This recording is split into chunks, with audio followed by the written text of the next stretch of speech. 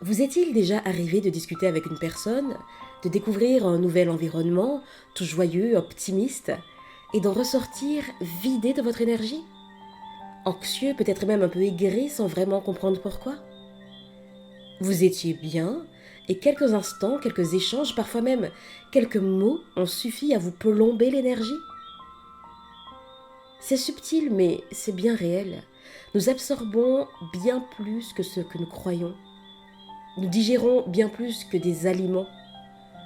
Nous devenons ce que nous consommons. Et il ne s'agit pas seulement de ce que nous mettons dans notre assiette.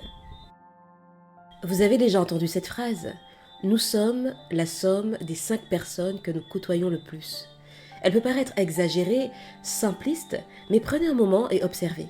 Observez vos relations les plus fréquentes, vos échanges quotidiens. Quel est leur ton? Quelle est leur énergie dominante? Est-ce qu'elle vous tire vers le haut, vous stimule, vous apaise? Ou bien est-ce qu'elle vous rabaisse, vous fatigue, vous pollue l'esprit?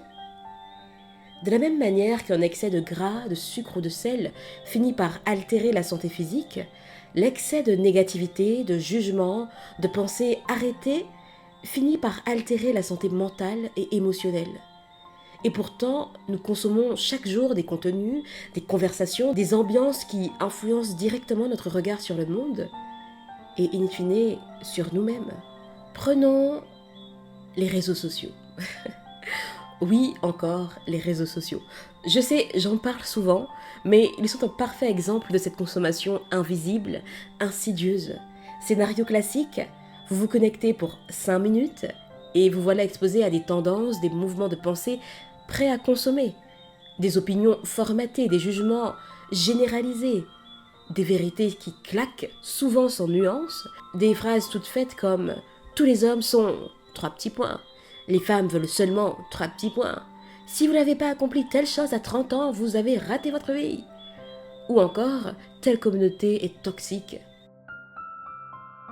Mais posez-vous une vraie question. Ces idées, ces phrases, ces jugements que vous avez fini par adopter, viennent-ils vraiment de vous, de vos expériences, de votre réflexion, ou bien les avez-vous absorbés sans même vous en rendre compte, à force de les lire, de les entendre et de les voir partout? Un jour, j'ai eu une conversation avec quelqu'un qui m'a dit très sérieusement: Jessica, ce n'est pas ma vérité. Ce n'est pas une vérité. C'est la vérité. Et si quelqu'un ne pense pas comme moi, ce n'est même pas la peine qu'on échange. Et ça, c'est exactement ce que produit une surconsommation d'idées non digérées. Elle ferme la pensée, elle enferme l'esprit. Et pire encore, elle nous isole dans des bulles d'informations où tout semble aller dans notre sens. On croit alors que tout le monde pense comme nous, et nous confondons l'opinion générale d'un groupe avec la réalité. Mais au-delà des réseaux sociaux, il y a des lieux, des personnes, des environnements physiques. Avez-vous déjà vécu une expérience similaire à celle-ci? Vous entrez dans une pièce et vous sentez immédiatement une tension, un mal-être, un poids, sans que personne n'ait rien dit.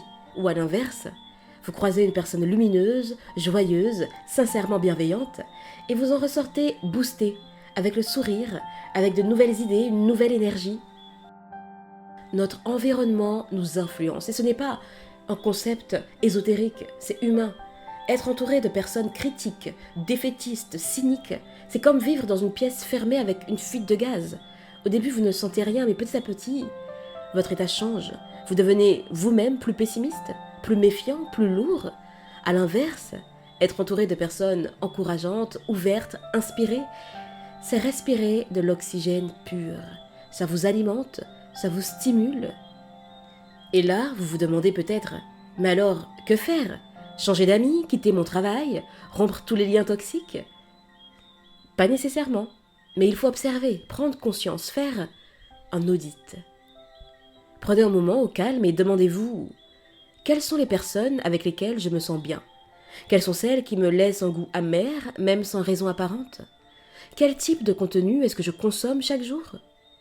Quelles sont les idées qui tournent en boucle dans ma tête et surtout, d'où viennent-elles?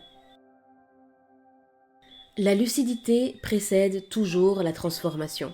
Vous ne pouvez pas reprendre les commandes de ce que vous consommez si vous n'avez pas d'abord conscience de ce que vous consommez. Et ça vaut aussi pour vos propres pensées, car oui, nous avons aussi des discours intérieurs qui se répètent, parfois depuis des années, des phrases entendues dans l'enfance, des jugements portés par d'autres qui sont devenus nos propres croyances. Faites l'audit de vos pensées. Écoutez votre petite voix intérieure. Est-elle douce, bienveillante ou cassante, encourageante ou culpabilisante? Vous parle-t-elle comme vous parleriez à un ami ou comme un bourreau? Et d'où lui viennent ces mots? Parce que vous devenez ce que vous consommez. Ce que vous voyez, ce que vous écoutez, ce que vous répétez, ce à quoi vous prêtez votre attention. Parce que le tout façonne vos perceptions, vos émotions, vos décisions et donc, finalement, votre vie. Alors, cher ami, vous êtes-vous déjà posé ces questions?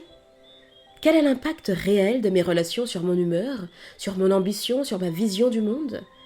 Est-ce que je choisis ce que je consomme ou est-ce que je subis ce qu'on me sert? Est-ce que je suis le fruit de mes pensées? Est-ce que je suis le fruit de mes expériences ou le reflet de ce que je consomme au quotidien? Je vous laisse y réfléchir. Et si mes mots résonnent en vous, alors peut-être qu'il est temps de reprendre un peu le pouvoir sur ce que vous laissez entrer dans votre esprit, et par extension, dans votre vie. Je vous dis à bientôt, et d'ici là, imposez-vous.